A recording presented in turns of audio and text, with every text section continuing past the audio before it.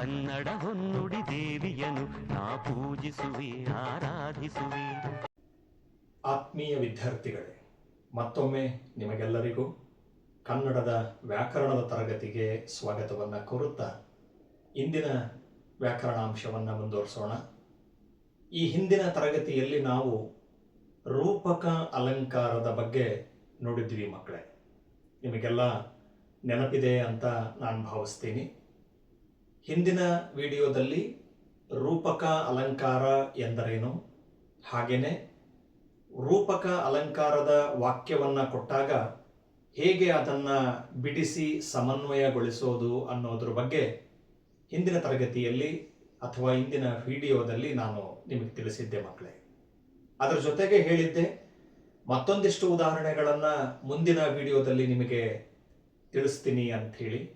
ಹಾಗಾಗಿ ಇವತ್ತಿನ ವಿಡಿಯೋದಲ್ಲಿ ನೇರವಾಗಿ ರೂಪಕ ಅಲಂಕಾರಕ್ಕೆ ಸಂಬಂಧಪಟ್ಟಂತಹ ಇನ್ನೊಂದಿಷ್ಟು ಹೆಚ್ಚಿನ ಉದಾಹರಣೆಗಳನ್ನು ಈ ತರಗತಿಯಲ್ಲಿ ನಾವು ನೋಡ್ತಾ ಹೋಗೋಣ ಮಕ್ಕಳೇ. ನೇರವಾಗಿ ನಾನು ರೂಪಕ ಅಲಂಕಾರಕ್ಕೆ ಉದಾಹರಣೆಗಳನ್ನು ಹೆಚ್ಚುವರಿಯಾಗಿ ನಿಮಗೋಸ್ಕರ ನೀಡ್ತಾ ಇದ್ದೀನಿ. ಮುಂದಿನ ಉದಾಹರಣೆಗೆ ನಾವು ನೇರವಾಗಿ ಬಂದ್ಬಿಡೋಣ. ಯಾವುದನ್ನು ಬರೆದಿದ್ದೀನಿ ಗಮನ ಕೊಡಿ ಮಕ್ಕಳೇ. ಮತ್ತೊಂದು ಉದಾಹರಣೆಯ ವಾಕ್ಯ ಏನಿದೆ? ಸೀತೆಯ ಮುಖ ಕಮಲ ಅರಳಿತು. ಈ ವಾಕ್ಯ ನೋಡ್ತಿದ್ದಂಗೆನೆ ಬಹಳಷ್ಟು ಜನ ಮಕ್ಕಳಿಗೆ ಉಪಮಾಲಂಕಾರ ನೆನಪಿಗೆ ಬರುತ್ತೆ ಅಲ್ವಾ ಮಕ್ಕಳೇ? ಬರಲೇಬೇಕು. ಯಾಕಂತಂದು ಹೇಳಿದ್ರೆ ಅದೇ ವಾಕ್ಯವನ್ನ ಒಂದು ಸ್ವಲ್ಪ ಬದಲಾವಣೆಯೊಂದಿಗೆ ಅಲ್ಲಿ ನೋಡಿದ್ವಿ ನಾವು. ಮೊದಲು ಅದನ್ನು ನೋಡಿದ್ದೇ ಅಲ್ಲಿ. ಯಾವ ಅಲಂಕಾರದ ಅಡಿಯಲ್ಲಿ? ಉಪಮಾಲಂಕಾರದ ಅಡಿಯಲ್ಲಿ. ಆದರೆ ಅಲ್ಲಿ ಇದ್ದ ವಾಕ್ಯ ಬೇರೆ, ಇಲ್ಲಿ ಬರೆದಿರ್ತಕ್ಕಂತಹ ವಾಕ್ಯನೇ ಬೇರೆಯಾಗಿದೆ. ಇಲ್ಲೇನಿದೆ ನೋಡಿ, ಸೀತೆಯ ಮುಖ ಕಮಲ ಅರಳಿತು ಅಂತ ಇದೆ. ಆದರೆ ಉಪಮಾಲಂಕಾರದಲ್ಲಿ ನೋಡಿದಾಗ ಸೀತೆಯ ಮುಖ ಕಮಲದಂತೆ ಅರಳಿತು. ಕಮಲ ಅನ್ನೋ ಪದದ ಮುಂದೆ ಏನಿತ್ತು ಅಂತ ಹೇಳಿದ್ರೆ ಅಂತೆ, ಕಮಲದಂತೆ ಅಂದ್ರೆ ಅಲ್ಲಿ ಉಪಮವಾಚಕ ಪದ ಬಳಕೆಯಾಗಿದ್ದನ್ನ ನೀವು ನೋಡಿದಿರಿ, ಗಮನಿಸಿದಿರಿ. ಆದರೆ ಇಲ್ಲೇನಾಗಿದೆ ಅಂದ್ರೆ ಮಕ್ಕಳೇ, ಆ ಉಪಮವಾಚಕ ಪದ ಇಲ್ಲಿ ಬಳಕೆಯಾಗಿಲ್ಲ. ಆಮೇಲೆ ನಾನು ನಿಮಗೊಂದು ವಿಶೇಷವಾಗಿ ಸೂಚನೆಯ ರೂಪದಲ್ಲಿ ಹೇಳ್ತೀನಿ ಮಕ್ಕಳೇ, ನೆನ್ಪಿಟ್ಕೊಂಡ್ಬಿಡಿ. ಉಪಮವಾಚಕ ಪದವನ್ನ ನಾವು ನೋಡೋದು ಉಪಮಾಲಂಕಾರದಲ್ಲಿ ಮಾತ್ರ. ಗುರುತಿಸಿದರೂ ಕೂಡ ಉಪಮಾಲಂಕಾರದಲ್ಲಿ ಮಾತ್ರ ಅದನ್ನ ಗುರುತಿಸ್ತೀವಿ. ಎಲ್ಲದಕ್ಕಿಂತನೂ ಹೆಚ್ಚಾಗಿ ನಾನು ಹೇಳಿದ್ದೀನಿ, ಉಪಮಾಲಂಕಾರದಲ್ಲಿ ಎರಡು ವಿಧಗಳು ಬರ್ತವೆ. ಅದರಲ್ಲಿ ಪೂರ್ಣೋಪಮಾಲಂಕಾರ ಅನ್ನೋದು ಒಂದು, ಲುಪ್ತೋಪಮಾಲಂಕಾರ ಅನ್ನೋದು ಒಂದು ಅಂತ ಹೇಳಿದ್ವಿ ನಾವು ಹಿಂದಿನ ವಿಡಿಯೋದಲ್ಲಿ. ಅದಿದೆ. ಪೂರ್ಣ ಉಪಮಾಲಂಕಾರ ಆಗಬೇಕಂದ್ರೆ ನಮಗೆ 4 ಅಂಶಗಳು ಬೇಕಾಗಿತ್ತು. ಒಂದನೇದು ಉಪಮೇಯ, ಎರಡನೇದು ಉಪಮಾನ, ಮೂರನೇದು ಉಪಮವಾಚಕ ಪದ. ಈಗ ತಾನೇ ಹೇಳ್ತಾ ಇದೀನಿ, ಇಲ್ಲಿ ಉಪಮವಾಚಕ ಪದ ಇಲ್ಲ, ಬಿಟ್ಟು ಹೋಗಿದೆ ಅಂತೆ, ನೆನಪಿರ್ಲಿ. 4ನೇದು ಸಮಾನ ಧರ್ಮ. 4 ಅಂಶಗಳನ್ನು ನಾವಲ್ಲಿ ಗುರುತಿಸ್ತಿದ್ವಿ. ಆದ್ರೆ ಇಲ್ಲಿ ಏನಾಗಿದೆ ಅಂದ್ರೆ ಮಕ್ಕಳೇ, ಅದೇ ವಾಕ್ಯ ಸೀತೆಯ ಮುಖ ಕಮಲ ಅರಳಿತು. ಸೀತೆಯ ಮುಖ ಕಮಲದಂತೆ ಅರಳಿತು ಅಲ್ಲಿತ್ತು, ಆದ್ರೆ ಇಲ್ಲಿ ಬದಲಾವಣೆ ಆಗಿದೆ. ಸೀತೆಯ ಮುಖ ಕಮಲ ಅರಳಿತು ಅಂತ ಮಾತ್ರ ಇದೆ. ಇಲ್ಲಿ ನಮಗೆ ಏನಿಲ್ಲ ಅಂತ ಹೇಳಿದ್ರೆ ಉಪಮವಾಚಕ ಪದವನ್ನ ನಾವಿಲ್ಲಿ ಕಾಣೋದಿಲ್ಲ. ಅದು ಇಲ್ಲಿ ಇರೋದಿಲ್ಲ, ಇಲ್ಲಿ ಬರೋದು ಇಲ್ಲ. ಹಾಗಾಗಿ ಇದು ಯಾವ ಅಲಂಕಾರ ಆಗಿಬಿಡುತ್ತೆ ಅಂತ ಹೇಳಿದ್ರೆ ರೂಪಕ ಅಲಂಕಾರಕ್ಕೆ ಈ ವಾಕ್ಯ ಉದಾಹರಣೆ ಆಗುತ್ತೆ, ನೆನ್ಪಿಟ್ಕೋಬೇಕು. ನಾವಾಗ್ಲೇ ಹಿಂದಿನ ತರಗತಿಯಲ್ಲಿ ರೂಪಕ ಅಲಂಕಾರ ಅಂದ್ರೆ ಏನು ಅನ್ನೋದನ್ನ ತಿಳ್ಕೊಂಡಿದೀವಿ ಮಕ್ಕಳೇ. ಏನು ಹೇಳಿ? ಉಪಮೇಯಕ್ಕೂ ಉಪಮಾನಕ್ಕೂ ಯಾವುದೇ ವ್ಯತ್ಯಾಸವನ್ನ ನಾವು ಕಾಣೋದಿಲ್ಲ. ಅವೆರಡೂ ಪದಗಳು ಬೇರೆ ಬೇರೆ ಆಗಿರದೆ ಅವೆರಡೂ ಒಂದೇ ಎಂದು ಹೇಳುವ ಅಲಂಕಾರ ಯಾವುದಾಗಿದೆ? ರೂಪಕ ಅಲಂಕಾರ ಆಗಿದೆ. ಅದನ್ನು ನಾವೀಗಾಗಲೇ ತಿಳಿದಿದ್ದೀವಿ. ಈಗ ಈ ವಾಕ್ಯವನ್ನ ಬಿಡಿಸುವ ಕ್ರಮ ಹೇಗೆ ಇಲ್ಲಿ ಬಿಡಿಸಿದ್ದೀನಿ, ಅದರ ಬಗ್ಗೆ ವಿವರಣೆಯನ್ನ ನೀಡ್ತಾ ಹೋಗ್ತೀನಿ. ಗಮನ ಕೊಡಿ ಮಕ್ಕಳೇ. ಮೊದಲು ನಾವು ಮಾಡಬೇಕಾಗಿರುವ ಕೆಲಸ ಏನು ಅಂತ ಹೇಳಿದ್ರೆ ಲಕ್ಷಣ, ಅದನ್ನ ಬರೆದಿದ್ದೀನಿ. ಇದು ರೂಪಕ ಅಲಂಕಾರದ ಯಾವ ವಾಕ್ಯವನ್ನ ಕೊಟ್ಟರೂ ಕೂಡ ನೀವು ಇದೇ ಲಕ್ಷಣದ ವಾಕ್ಯವನ್ನು ಬರೆದು ಬಿಟ್ರೆ ಸಾಕಾಗುತ್ತೆ. ಏನಿದೆ? ಉಪಮೇಯ ಹಾಗೂ ಉಪಮಾನಗಳಿಗೆ ಏನು ಕಂಡು ಬಂದಿಲ್ಲ? ಭೇದವು ಕಂಡು ಬರದೆ. ಭೇದ ಅಂತಂದು ಹೇಳಿದ್ರೆ ಯಾವುದೇ ತರನಾಗಿರ್ತಕ್ಕಂತಹ ವ್ಯತ್ಯಾಸ. ಇಲ್ಲಿ ಉಪಮೇಯ ಮತ್ತೆ ಉಪಮಾನಗಳ ಮಧ್ಯೆ ವ್ಯತ್ಯಾಸ ಅನ್ನೋದು ಕಂಡು ಬರುವುದಿಲ್ಲ. ಅದನ್ನೇ ನಾವು ಯಾವ ಪದವನ್ನ ಬಳಕೆ ಮಾಡಿದೀವಿ ಅಂದ್ರೆ ವ್ಯಾಕರಣ ಭಾಷೆಯಲ್ಲಿ ಭೇದವು ಕಂಡು ಬರದೆ ಅವೆರಡು ಒಂದೇ ಎಂದು ವರ್ಣಿಸುವುದೇ ಯಾವ ಅಲಂಕಾರವಾಗಿದೆ? ರೂಪಕ ಅಲಂಕಾರವಾಗಿದೆ. ಇದು ಲಕ್ಷಣದ ವಾಕ್ಯ ಮಕ್ಕಳೇ. ಲಕ್ಷಣ ಯಾವುದೇ ಅಲಂಕಾರದ ವಾಕ್ಯ ರೂಪಕ ಅಲಂಕಾರದಲ್ಲಿ ಬಂದಿರಲಿ, ಅದಕ್ಕೆ ನೀವು ಇದೇ ಲಕ್ಷಣದ ವಾಕ್ಯವನ್ನ ಬರಿಬೇಕಾಗುತ್ತೆ, ಬರೆದದ್ದಾಗಿದೆ. ಈಗ ಉಪಮೇಯ ಉಪಮಾನಗಳನ್ನ ಗುರುತಿಸ್ತಕ್ಕಂಥದ್ದು ನೋಡಿ. ಉಪಮೇಯ ನಮಗೆ ಯಾವುದಾಗಿದೆ? ಇಲ್ಲಿ ಸೀತೆಯ ಮುಖ ಕಮಲ ಅರಳಿತು ಅಂತ ಇದೆಯಲ್ಲ, ಸೀತೆಯ ಮುಖ ಕಮಲ ಅರಳಿತು ಅನ್ನೋದರಲ್ಲಿ ಸೀತೆಯ ಮುಖ ಅನ್ನೋದು ನಮಗೆ ಯಾವ ಪದವಾಗಿ ಲಭ್ಯವಾಗುತ್ತೆ ಅಂತ ಹೇಳಿದ್ರೆ ಉಪಮೇಯದ ಪದವಾಗಿ ಲಭ್ಯವಾಗುತ್ತೆ. ಹಾಗಾಗಿ ಸೀತೆಯ ಮುಖ ಅನ್ನೋ ಪದವನ್ನ ನಾವಿಲ್ಲಿ ಬರೆದಿದ್ದೀವಿ. ಉಪಮೇಯ ಯಾವುದು ಈ ವಾಕ್ಯದಲ್ಲಿ? ಸೀತೆಯ ಮುಖ. ಉಪಮಾಲಂಕಾರದಲ್ಲೂ ಕೂಡ ಅದನ್ನೇ ಬರೆದಿದ್ದೀವಿ, ಇಲ್ಲೂ ಕೂಡ ಅದನ್ನೇ ಬರೆದಿದ್ದೀವಿ, ಅದೇ ಉಪಮೇಯ. ಇನ್ನು ಉಪಮಾನ ಯಾವುದು? ಉಪಮಾನ ಕಮಲ. ಸೀತೆಯ ಮುಖ ಕಮಲ ಅರಳಿತು. ಹಾಗಾಗಿ ಇಲ್ಲಿ ಉಪಮಾನ ಯಾವುದಾಗಿದೆ? ಕಮಲ. ಎರಡು ಪದಗಳು ನಮಗೆ ದೊರೆತಾಯಿತು, ಸಿಕ್ಕಾಯಿತು. ಯಾವ್ದು ಸಿಕ್ತು? ಉಪಮೇಯ ಸಿಕ್ತು, ಉಪಮಾನ ಸಿಕ್ತು. ನೆನ್ಪಿಟ್ಕೊಳ್ಳಿ ಮಕ್ಕಳೇ, ರೂಪಕ ಅಲಂಕಾರ ಅಂದ್ರೆ ಇಲ್ಲಿ ಅಭೇದ ವರ್ಣನೆ ನಡೆಯುತ್ತೆ, ಹೋಲಿಕೆ ನಡೆಯಲ್ಲ. ಇದು ಮನದಟ್ಟಲ್ಲಿರಬೇಕು, ಮನದಟ್ಟಾಗಿರಬೇಕು. ಸೀತೆಯ ಮುಖಕ್ಕೂ ಕಮಲಕ್ಕೂ ಯಾವುದೇ ವ್ಯತ್ಯಾಸ ಇಲ್ಲ. ಈ ವಾಕ್ಯವನ್ನ ಗಮನಿಸಿ, ಸೀತೆಯ ಮುಖ ಕಮಲ ಅರಳಿತು ಅಂದ್ರೆ ಇಲ್ಲಿ ಅರ್ಥ ಮಾಡ್ಕೊಳ್ಳಿ, ಮುಖ ಬೇರೆಯಲ್ಲ, ಕಮಲ ಬೇರೆಯಲ್ಲ, ಎರಡೂ ಒಂದೇ ಎಂದು ಹೇಳುವ ಅಲಂಕಾರವೇ ಯಾವುದು ಅಂತ ಹೇಳಿದ್ರೆ ರೂಪಕ ಅಲಂಕಾರ. ಹಾಗಾಗಿ ನಾವು ಬರೆದುಬಿಟ್ಟಿದ್ದೀವಿ, ಉಪಮೇಯ ಸೀತೆಯ ಮುಖ, ಉಪಮಾನ ಯಾವುದು? ಕಮಲ. ಇನ್ನ ಅಲಂಕಾರ ಯಾವುದಾಗಿದೆ? ರೂಪಕ ಅಲಂಕಾರವಾಗಿದೆ. ಮೂರನೆಯ ಹಂತದಲ್ಲಿ ಅಲಂಕಾರದ ಹೆಸರನ್ನ ನಾವು ಬರೆದಿದ್ದೀವಿ, ಬರಿಬೇಕದನ್ನ. ಅಲಂಕಾರ, ರೂಪಕ ಅಲಂಕಾರ. ಇನ್ನು ಸಮನ್ವಯ ಹೇಗೆ ಬರೆಯೋದು? ಬಹಳ ಸುಲಭ. ಲಕ್ಷಣ ಗೊತ್ತಾಯಿತು, ವ್ಯಾಖ್ಯಾನಗಳನ್ನು ನಾವು ಕಲ್ತಿದ್ದೀವಿ ಅಂತಂದ್ಮೇಲೆ ಸಮನ್ವಯದ ಹೇಳಿಕೆಯನ್ನ ಅವುಗಳನ್ನ ಆಧಾರವಾಗಿ ಇಟ್ಕೊಂಡೇ ಬರಿತೀವಿ ನಾವು.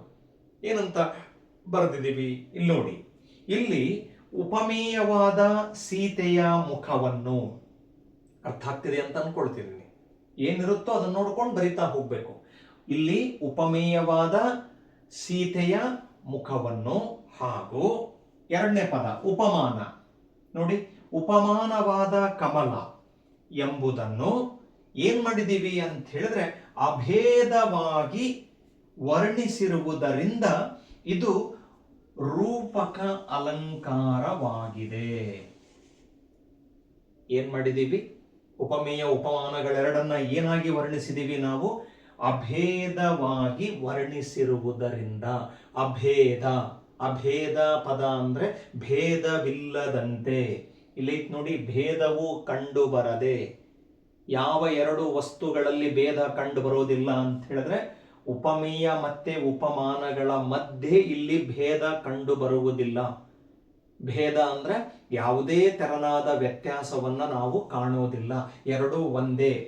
ಸೀತೆಯ ಮುಖನೂ ಒಂದೇ, ಕಮಲ ಕೂಡ ಒಂದೇ ಎಂದು ಹೇಳುವ ಅಲಂಕಾರ, ಒಂದೇ ಎಂದು ವರ್ಣಿಸುವ ಅಲಂಕಾರನೇ ಯಾವುದಾಗಿದೆ ಅಂತ ಹೇಳಿದ್ರೆ ರೂಪಕ ಅಲಂಕಾರವಾಗಿದೆ.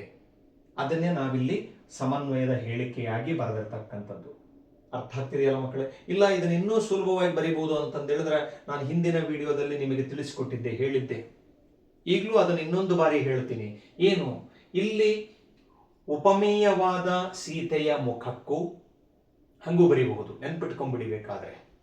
ಇಲ್ಲಿ ಉಪಮೇಯವಾದ ಸೀತೆಯ ಮುಖಕ್ಕೂ ಉಪಮಾನವಾದ ಕಮಲಕ್ಕೂ ಯಾವುದೇ ವ್ಯತ್ಯಾಸವಿಲ್ಲದಿರುವುದರಿಂದ, ಅರ್ಥ ಮಾಡಿಕೊಳ್ಳಕತ್ತಿದ್ದೀರಲ್ಲ, ಯಾವುದೇ ವ್ಯತ್ಯಾಸವಿಲ್ಲದಿರುವುದರಿಂದ ಇದು ರೂಪಕ ಅಲಂಕಾರವಾಗಿದೆ ಹಾಗೂ ಕೂಡ ಬರೀಬಹುದು. ಬಹುಶಃ ಇದು ನಿಮಗೆ ತುಂಬ ಸುಲಭ ಆಗ್ಬಹುದೇನೋ ಅಂತ ನಾನು ಭಾವಿಸ್ತೀನಿ ಮಕ್ಕಳೇ. ಮುಂದಿನ ಉದಾಹರಣೆಯಲ್ಲಿ ಅದನ್ನೇ ನಾನು ಸಮನ್ವಯದ ಹೇಳಿಕೆಯಲ್ಲಿ ನಿಮಗೆ ಬರೆದು ತೋರಿಸ್ತೀನಿ ನಾನು. ಈಗ ಇದನ್ನ ನೀವು ಅರ್ಥ ಮಾಡ್ಕೊಂಡ್ರಿ ಅಂತ ಹೇಳಿ ನಾನು ಅಂದ್ಕೊಳ್ತೀನಿ ಮಕ್ಕಳೇ. ಯಾವುದು? ಸೀತೆಯ ಮುಖ ಕಮಲ ಅರಳಿತು. ಈ ವಾಕ್ಯ ಯಾವ ಅಲಂಕಾರಕ್ಕೆ ಬರುತ್ತೆ? ರೂಪಕ ಅಲಂಕಾರಕ್ಕೆ ಬರುವಂತಹ ವಾಕ್ಯ. ನೆನ್ಪಿಟ್ಕೊಳ್ಳಿ ಮಕ್ಕಳೇ, SSLC ಓದೋ ಅಂತ ಮಕ್ಕಳೇನಾದರೂ ಆಗಿದ್ರೆ ಅಥವಾ 9ನೇ ತರಗತಿ ಮಕ್ಕಳಿಗೂ ಕೂಡ ಸಂಬಂಧಪಡುತ್ತೆ. ರೂಪಕ ಅಲಂಕಾರದ ಅಡಿಯಲ್ಲಿ ಈ ವಾಕ್ಯವನ್ನ ತುಂಬಾ ಮುಖ್ಯವಾಗಿ ಕೇಳ್ತಾನೆ. ನೆನ್ಪಿಟ್ಕೊಳ್ರಿ. ಯಾವುದನ್ನ? ಸೀತೆಯ ಮುಖ ಕಮಲ ಅರಳಿತು ಅನ್ನೋ ವಾಕ್ಯವನ್ನ ತುಂಬಾ ಮುಖ್ಯವಾಗಿ ಕೇಳ್ತಾನೆ. ಇಂಪಾರ್ಟೆಂಟ್, ಇದು ತುಂಬಾ ಮುಖ್ಯವಾದ ವಾಕ್ಯ. ಇನ್ನೂ ಇದಾವೆ, ಬಹಳಷ್ಟಿದಾವೆ ಪುಸ್ತಕದಲ್ಲಿ, ಇನ್ನೂ ಬೇರೆ ಬೇರೆ ಇದಾವೆ ರೂಪಕ ಅಲಂಕಾರಗಳಿಗೆ. ಆದರೆ ಅದರಲ್ಲೇ ಮುಖ್ಯವಾಗಿರ್ತಕ್ಕಂತಹ ಒಂದು ಅಲಂಕಾರ ಇದು. ಒಂದು ಅಲಂಕಾರದ ವಾಕ್ಯ 3 ಅಲಂಕಾರದ ವಾಕ್ಯಗಳಲ್ಲಿ ಸ್ವಲ್ಪ ಬದಲಾವಣೆಯಾಗಿ ಬರುತ್ತೆ ವಾಕ್ಯ. ಉಪಮಾಲಂಕಾರಕ್ಕೆ ಬರುತ್ತೆ. ಈಗ ರೂಪಕ ಅಲಂಕಾರದಲ್ಲೂ ನೋಡ್ತಾ ಇದ್ದೀರಿ. ನೆಕ್ಸ್ಟ್ ಇನ್ನೊಂದು ಉತ್ಪ್ರೇಕ್ಷೆ ಅಲಂಕಾರ ಅಂತ ಒಂದಿದೆ ಮಕ್ಕಳೇ. ಮುಂದೆ ಬರ್ತೀನಿ ನಾನು, ಮುಂದಿನ ಆ ವಿಷಯಕ್ಕೆ ಬಂದಾಗ ಹೇಳ್ತೀನಂತೆ. ಅಲ್ಲೂ ಕೂಡ ಇದೇ ವಾಕ್ಯವನ್ನ ಬಳಸಿಕೊಳ್ತೀವಿ, ಒಂದು ಸ್ವಲ್ಪ ವ್ಯತ್ಯಾಸ ಆಗಿರುತ್ತೆ. ಅಲ್ಲಿ ಬಂದಾಗ ನಾನು ಅದನ್ನ ಹೇಳ್ತೀನಂತೆ. 3 ಅಲಂಕಾರಗಳಿಗೆ ಈ ವಾಕ್ಯ ಬರೋದ್ರಿಂದ ಇದು ಅತಿ ಮುಖ್ಯ. ಬಹಳಷ್ಟು ಜನ ವಿದ್ಯಾರ್ಥಿಗಳು ಸರಿಯಾಗಿ ತಿಳಿದುಕೊಳ್ಳದೇ ಇದ್ರೆ ಇದನ್ನೇನ್ ಮಾಡ್ಬಿಡ್ತಾರೆ, ಗೊಂದಲ ಮಾಡಿಕೊಂಡು, ಕನ್ಫ್ಯೂಸ್ ಮಾಡಿಕೊಂಡು ಉಪಮಾಲಂಕಾರ ಬಿಟ್ಟು ರೂಪಕಕ್ಕೆ ಬರೆದು ಬಿಡೋದು, ಇಲ್ಲ ಅದನ್ನ ರೂಪಕಕ್ಕೆ ಕೇಳಿದ್ರೆ ಉತ್ಪ್ರೇಕ್ಷೆಗೆ ಬರೆಯೋದು, ಈ ಥರದಲ್ಲಿ ವ್ಯತ್ಯಾಸ ಮಾಡಿಕೊಡ್ತಾರೆ. ಅದನ್ನ ಆ ಥರದ ಗೊಂದಲಕ್ಕೆ ನೀವು ಅವಕಾಶ ಮಾಡಿಕೊಡಬಾರದು. ಸ್ವಲ್ಪ ವಾಕ್ಯ ಒಂದೊಂದು ಅಲಂಕಾರಕ್ಕೆ ಬಂದಾಗ ಅದರಲ್ಲಿ ವ್ಯತ್ಯಾಸ ಇರುತ್ತೆ. ಆ ವ್ಯತ್ಯಾಸ ಏನು ಅನ್ನೋದನ್ನ ನೀವು ಗಮನಿಸಬೇಕು. ಈಗ ಈ 2 ಅಲಂಕಾರದಲ್ಲಿ ಈ ವಾಕ್ಯವನ್ನ ನೋಡಕತ್ತಿದ್ದೀರಿ. ಉಪಮಾಲಂಕಾರದಲ್ಲಿ ಅಂತೆ ಬಂದಿತ್ತು, ನೆನಪಿರ್ಲಿ. ಏನು ಬಂದಿತ್ತು? ಸೀತೆಯ ಮುಖ ಕಮಲದಂತೆ ಅಂತೆ ಬಂದಿತ್ತು, ಉಪಮವಾಚಕ ಪದ ಬಂದಿತ್ತು. ಆದ್ರೆ ನೋಡಿ, ಅದೇ ವಾಕ್ಯ ನಾವೀಗ ಎಲ್ಲಿಗೆ ತಗೊಂಡಿದ್ದೀವಿ? 2ನೇ ಅಲಂಕಾರ ಅಂದ್ರೆ ರೂಪಕ ಅಲಂಕಾರಕ್ಕೆ ತಗೊಂಡಿದ್ದೀವಿ. ಇಲ್ಲಿ ನಮಗೆ ಏನು ಕಳೆದೋಗಿದೆ, ಏನು ಬಿಟ್ಟು ಹೋಗಿದೆ? ಅಂತೆ ಎನ್ನುವಂತಹ ಉಪಮವಾಚಕ ಪದ ನಮಗಿಲ್ಲಿ ಇಲ್ಲವಾಗಿರೋದನ್ನ ನೀವು ಗಮನಿಸಬಹುದು. ಹಾಗಾಗಿ ಆ ವಾಕ್ಯ ಯಾವ ಅಲಂಕಾರದ ಅಡಿಯಲ್ಲಿ ಬಂದಿದೆ ಅನ್ನೋದನ್ನ ವಾಕ್ಯದಲ್ಲಿ ಸ್ಪಷ್ಟವಾಗಿ ಮನದಟ್ಟು ಮಾಡ್ಕೊಂಡಿರಬೇಕು. ಅರ್ಥ ಮಾಡ್ಕೊಂಡಿದ್ದೀರಲ್ಲ? ಒಂದ್ಸಲ ಹೇಳ್ತೀನಿ. ಸೀತೆಯ ಮುಖ ಕಮಲದಂತೆ ಅರಳಿತು ಅಂದ್ರೆ ಅದು ಉಪಮಾಲಂಕಾರ, ಅದರಲ್ಲೂ ಪೂರ್ಣೋಪಮಾಲಂಕಾರಕ್ಕೆ ಅದು ಉದಾಹರಣೆ. ಆದ್ರೆ ಇಲ್ಲೇನ್ ಬದಲಾವಣೆ ಮಾಡಿದೀವಿ ನಾವು? ಸೀತೆಯ ಮುಖ ಕಮಲ ಅರಳಿತು, ಈ ತರ ಬಂತು ಅಂತ ಹೇಳಿದ್ರೆ ಅದು ರೂಪಕ ಅಲಂಕಾರಕ್ಕೆ ಉದಾಹರಣೆ ಆಗುತ್ತೆ ಮಕ್ಕಳೇ. ಇದು ನಿಮಗೆ ಅರ್ಥ ಆಯ್ತು ಅಂತ ನಾನು ಭಾವಿಸ್ತಾ ಮತ್ತೊಂದು ರೂಪಕ ಅಲಂಕಾರದ ಉದಾಹರಣೆಗೆ ನಾವೀಗ ಹೋಗೋಣ.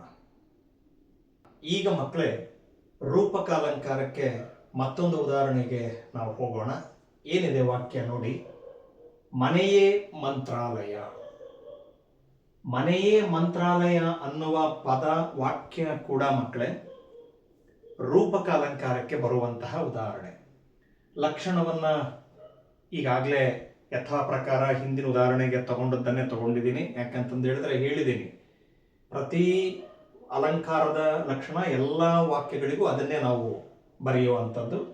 ಉಪಮೇಯ ಹಾಗೂ ಉಪಮಾನಗಳಿಗೆ ಭೇದವು ಕಂಡು ಬರದೆ ಅವೆರಡೂ ಒಂದೇ ಎಂದು ವರ್ಣಿಸುವುದೇ ರೂಪಕ ಅಲಂಕಾರ ಅಂತ ಹೇಳಿ ಲಕ್ಷಣವನ್ನ ಬರೆದಿದ್ದೀವಿ. ಈಗ ಉಪಮೇಯ ಉಪಮಾನಗಳನ್ನ ಗಮನಿಸಿ ಮಕ್ಕಳೇ. ಉಪಮೇಯ ಗೊತ್ತಿದೆ, ಅದು ಸಾಮಾನ್ಯ ವಸ್ತು ಸಂಗತಿಯನ್ನ ಹೇಳುವಂಥದ್ದು. ಮನೆಯೇ ಮಂತ್ರಾಲಯ ಅನ್ನೋದ್ರಲ್ಲಿ ಮನೆ ಅನ್ನೋದು ಉಪಮೇಯ, ಸಾಮಾನ್ಯ ಸಂಗತಿ. ಉಪಮಾನ ಯಾವುದಾಗಿದೆ? ಮಂತ್ರಾಲಯವಾಗಿದೆ, ಬರೆದಿದ್ದೀವಿ. ಇಲ್ಲಿ ನೋಡಿ, ಮನೆಗೂ ಮತ್ತು ಮಂತ್ರಾಲಯಕ್ಕೂ ಮಧ್ಯೆ ಭೇದವಿಲ್ಲದಂತೆ ವರ್ಣಿಸಿ ಹೇಳಿರೋದು. ಮನೆ ಬೇರೆ ಅಲ್ಲ, ಮಂತ್ರಾಲಯ ಬೇರೆ ಅಲ್ಲ. ನಿಮಗೆ ಗೊತ್ತಿರಬೇಕು, ರೂಪಕ ಅಲಂಕಾರ ಅಂತ ಹೇಳಿದ್ರೆ ಉಪಮೇಯ ಹಾಗೂ ಉಪಮಾನಗಳ ಮಧ್ಯೆ ನಾವು ವ್ಯತ್ಯಾಸವನ್ನ ಕಾಣೋದಿಲ್ಲ. ಎರಡೂ ಒಂದೇ ಎಂದು ಹೇಳುವ ಅಲಂಕಾರ ಯಾವುದು ಅಂತ ಹೇಳಿದ್ರೆ ರೂಪಕ ಅಲಂಕಾರ. ಕೆಲವು ಮನೆಗಳು ಹಾಗೆ ಇರ್ತಾವಲ್ಲ, ಎಷ್ಟು ಶಾಂತಿ ಇರುತ್ತೆ, ನೆಮ್ಮದಿ ಇರುತ್ತೆ, ಸಂತೋಷ ಸಂಭ್ರಮ ತುಳುಕಾಡ್ತಿರ್ತದೆ. ಅಂಥ ಮನೆಗಳನ್ನು ನೋಡಿದಾಗ ಕೆಲವರು ಹೇಳ್ತಾರೆ, ಇದು ಮನೆ ಅಲ್ಲಪ್ಪ, ಸಾಕ್ಷಾತ್ ಮಂತ್ರಾಲಯ ಅಲ್ವಾ, ಮನೆಯೇ ಮಂತ್ರಾಲಯ ಹೇಳ್ತಾರೆ. ಇನ್ನು ಕೆಲವು ಮನೆಗಳು ಇರ್ತವೆ ತದ್ವಿರುದ್ಧ, ಬರೇ ದಿನ ಜಗಳ, ಹೊಡೆದಾಟ, ಬಡದಾಟ, ಅವು ಮನೆಯೇ ಕುರುಕ್ಷೇತ್ರ ಅನ್ಬೋದು. ಮನೆಯೇ ಕುರುಕ್ಷೇತ್ರ ಅಂದ್ರೂ ಕೂಡ ಮಕ್ಕಳು ಯಾವ್ದು ಬರುತ್ತೆ ಗೊತ್ತಾ, ರೂಪಕ ಅಲಂಕಾರಕ್ಕೆ ಬರುತ್ತೆ. ಹಾಗಾಗಿ ಇಲ್ಲಿ ಮನೆ ಅನ್ನೋದು ಬೇರೆ ಅಲ್ಲ, ಮಂತ್ರಾಲಯ ಅನ್ನೋದು ಬೇರೆ ಅಲ್ಲ. ಅಂದ್ರೆ ಉಪಮೇಯ ಬೇರೆ ಅಲ್ಲ, ಉಪಮಾನ ಬೇರೆ ಅಲ್ಲ. ಇವು ಎರಡೂ ಒಂದೇ ಎಂದು ಹೇಳುವ ಅಲಂಕಾರ, ವರ್ಣಿಸಿ ರೂಪಿಸಿರ್ತಕ್ಕಂತಹ ಅಲಂಕಾರ ಯಾವುದಾಗಿದೆ ಅಂತ ಹೇಳಿದ್ರೆ ರೂಪಕ ಅಲಂಕಾರ. ಮೂರನೆಯ ಹಂತದಲ್ಲಿ ನಾವು ಅಲಂಕಾರದ ಹೆಸರನ್ನ ಹೆಸರಿಸಿಬಿಡ್ಬೇಕು, ರೂಪಕ ಅಲಂಕಾರ ಅಂತ ಹೇಳಿ. ಇನ್ನ ಸಮನ್ವಯದ ಹೇಳಿಕೆಯನ್ನ ಬರೆಯುವಂಥದ್ದು. ನಾನು ಆಗ್ಲೇ ಹೇಳ್ದಂಗೆನೆ ಸುಲಭವಾಗಿರುವಂತಹ ಹೇಳಿಕೆ, ನಿಮಗೆ ಸುಲಭವಾಗಬಹುದು ಆ ಹೇಳಿಕೆಯನ್ನು ಬರೆದಿದ್ದೀನಿ. ಏನ್ ಬರೆದಿದ್ದೀನಿ ನೋಡಿ, ಇಲ್ಲಿ ಉಪಮೇಯವಾದ ಮನೆಗೂ ಹಾಗೂ ಉಪಮಾನವಾದ ಮಂತ್ರಾಲಯಕ್ಕೂ ಯಾವುದೇ ವ್ಯತ್ಯಾಸವಿಲ್ಲದಿರುವುದರಿಂದ, ಇಲ್ಲಿ ಗಮನ ಕೊಡಿ ಮಕ್ಕಳೇ, ನಾನು ಏನು ಬಳಸಿದ್ದೀನಿ ನೋಡಿ, ಸಮನ್ವಯದ ಹೇಳಿಕೆಯಲ್ಲಿ ವ್ಯತ್ಯಾಸವಿಲ್ಲದಿರುವುದರಿಂದ. ಯಾವ್ದ್ಯಾವುದಕ್ಕೆ ವ್ಯತ್ಯಾಸ ಇಲ್ಲ? ಉಪಮೇಯಕ್ಕೂ, ಉಪಮೇಯವಾದ ಮನೆಗೂ ಉಪಮಾನವಾದ ಮಂತ್ರಾಲಯಕ್ಕೂ ಮಧ್ಯೆ ಯಾವುದೇ ವ್ಯತ್ಯಾಸವಿಲ್ಲದಿರುವುದರಿಂದ ಇದು ಯಾವ ಅಲಂಕಾರವಾಗಿದೆ? ರೂಪಕ ಅಲಂಕಾರವಾಗಿದೆ. ಈ ಒಂದು ಹೇಳಿಕೆ, ಸಮನ್ವಯದ ಹೇಳಿಕೆ ಬಹುಶಃ ನಿಮಗೆ ಈ ಹಿಂದೆ ಕೊಟ್ಟಂತಹ ರೂಪಕ ಅಲಂಕಾರದ ಸಮನ್ವಯದ ಹೇಳಿಕೆಗಿಂತನೂ ಸುಲಭವಾಗಿ ಬರೆಯೋದಕ್ಕೆ ನಿಮಗೆ ದಾರಿ ಆಗುತ್ತೆ ಅಂತ ಹೇಳಿ ನಾನು ಅನ್ಕೊಂಡಿದ್ದೀನಿ ಮಕ್ಕಳೇ. ನೀವು ಇದನ್ನು ಬರೆದ್ರೂ ಕೂಡ ತಪ್ಪಿಲ್ಲ, ನಿಮಗೆ ಪರೀಕ್ಷೆಯಲ್ಲಿ ಅಂಕಗಳನ್ನು ಪರಿಪೂರ್ಣವಾಗಿ ನೀಡ್ತಾರೆ. ಈ ರೀತಿಯಾಗಿ ಬರೆಯುವಂಥದ್ದು, ಅಲಂಕಾರವನ್ನು ಬಿಡಿಸ್ತಕ್ಕಂಥದ್ದು ರೂಪಕ ಅಲಂಕಾರಕ್ಕೆ ಸಂಬಂಧಪಟ್ಟಿದ್ದು. ಇದು ನಿಮಗೆ ಸಂಪೂರ್ಣವಾಗಿ ಅರ್ಥ ಆಗಿದೆ ಅಂತ ಹೇಳಿ ನಾನು ಭಾವಿಸ್ತೀನಿ ಮಕ್ಕಳೇ. ಇದರ ಜೊತೆಗೆ ನಿಮಗೆ ನೆನಪಿರಲಿ, ಈ ವಾಕ್ಯ ನೋಡಿದಾಗ ಅತಿ ಚಿಕ್ಕದಿದೆ, ಮನೆಯೇ ಮಂತ್ರಾಲಯ. ನಿಮಗೆ ಅದು ಕೂಡ ಒಂದು ಕಡೆಗೆ ಸುಳಿವು ಮಕ್ಕಳೇ. 100ಕ್ಕೆ ಸರಿಸುಮಾರು 80ರಿಂದ 90% ರೂಪಕ ಅಲಂಕಾರದ ಹೇಳಿಕೆಗಳು ಅಂದ್ರೆ ವಾಕ್ಯಗಳು ಚಿಕ್ಕದಾಗೆ ಇರುವಂತಹ ವಾಕ್ಯಗಳು ಬರ್ತವೆ. ನಿಮಗೆ ಕೆಲವು ಉದಾಹರಣೆಗಳನ್ನು ನಾನಿಲ್ಲಿ ತೋರಿಸಿಕೊಡ್ತೀನಿ ಮಕ್ಕಳೇ. ನೀವು ಇವುಗಳನ್ನು ಬೇಕಾದ್ರೆ ಮನೆಗಳಲ್ಲಿ ಪ್ರಯತ್ನವನ್ನ ಮಾಡಬಹುದು. ನೋಡಿ, ಇಲ್ಲಿ ಒಂದು ಉದಾಹರಣೆಯನ್ನ ಹೇಳ್ತೀನಿ. ಯಾವುದು? ಮತ್ತೊಂದು ರೂಪಕ ಅಲಂಕಾರಕ್ಕೆ ಚಿಕ್ಕದಾಗಿ ಬರುವಂತಹ ಒಂದು ವಾಕ್ಯ, ದೇಹವೇ ದೇಗುಲ. ನೋಡ್ತಾ ಇದ್ದೀರಾ? ದೇಹವೇ ದೇಗುಲ. ನೋಡಿ, ಮನೆಯೇ ಮಂತ್ರಾಲಯ ಹೆಂಗಿದೆನೋ ಈಗ ತಾನೇ ನೋಡಿದ್ದೀರಲ್ಲ, ಅದೇ ತರದಲ್ಲಿ ದೇಹವೇ ದೇಗುಲ. ಎಷ್ಟು ಚಿಕ್ಕದಿದೆ ಆ ಹೇಳಿಕೆ ವಾಕ್ಯ, ರೂಪಕ ಅಲಂಕಾರಕ್ಕೆ ಬರುತ್ತೆ. ಇದು ಬಸವಣ್ಣನವರ ವಚನದಲ್ಲಿ ಬರುವಂತಹ ಸಾಲುಗಳು.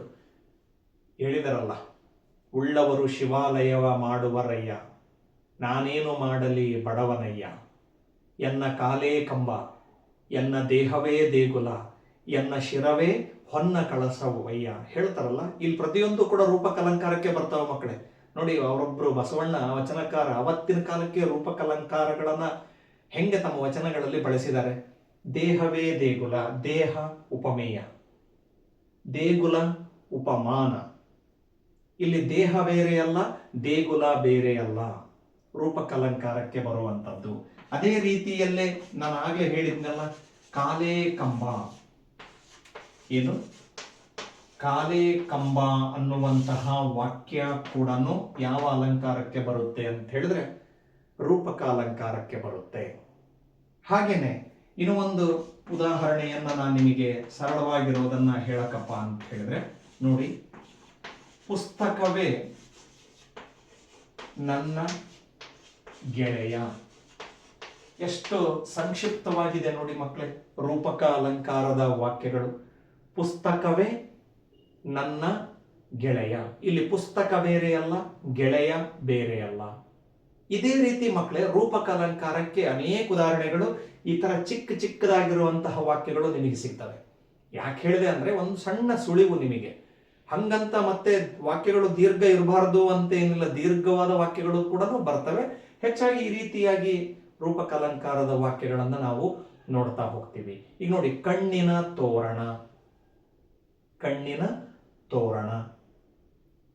ಅನುಭವಾಮೃತ, ಅನುಭವ ಬೇರೆಯಲ್ಲ, ಅಮೃತ ಬೇರೆಯಲ್ಲ. ವಚನಾಮೃತ, ವಚನ ಬೇರೆಯಲ್ಲ, ಅಮೃತ ಬೇರೆಯಲ್ಲ. ಅರ್ಥ ಮಾಡಿಕೊಳ್ಳಕತ್ತಿದ್ದೀರಿ? ಹಾಗಾಗಿ ಇವೆಲ್ಲವೂ ಕೂಡ ಶಿಕ್ಷಣವೇ ಸಂಜೀವಿನಿ. ವಿಶ್ವೇಶ್ವರಯ್ಯನವರು ಶಿಕ್ಷಣದ ಮಹತ್ವವನ್ನು ಹೇಳಬೇಕಾದ್ರೆ ಹೇಳಿರ್ತಕ್ಕಂಥದ್ದು ಶಿಕ್ಷಣವೇ ಸಂಜೀವಿನಿ.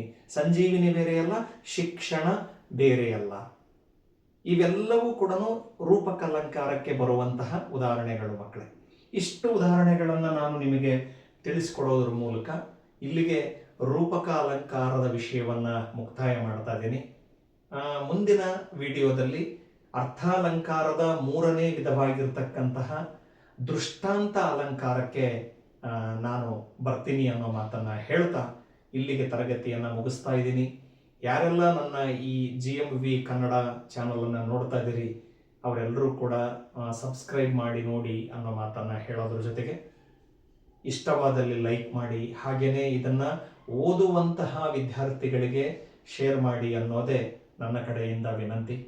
ಇಷ್ಟನ್ನು ಹೇಳಿ ಮುಂದಿನ ವಿಡಿಯೋದಲ್ಲಿ ಮತ್ತೊಮ್ಮೆ ನಿಮ್ಮನ್ನು ನಾನು ಭೇಟಿ ಮಾಡ್ತೀನಿ.